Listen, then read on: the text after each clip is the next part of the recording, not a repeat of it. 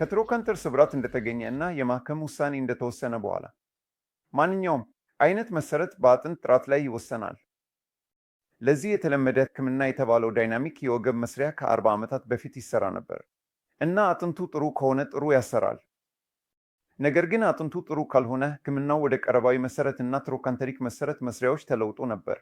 ነገር ግን እኛም ደግሞ በ95 ዓመት ዕድሜ ያላቸው ሰዎች ለእነዚህ ትሮካንተሪክ ስብራት ሲመጡ እንደምንለፍ እና በእንደዚህ አይነት ጉዳይ ውስጥ እነዚህ የሚያስተዋውቁ መስሪያዎች እንኳን ጠንካራ መያዝ ሊችሉ አይችሉም።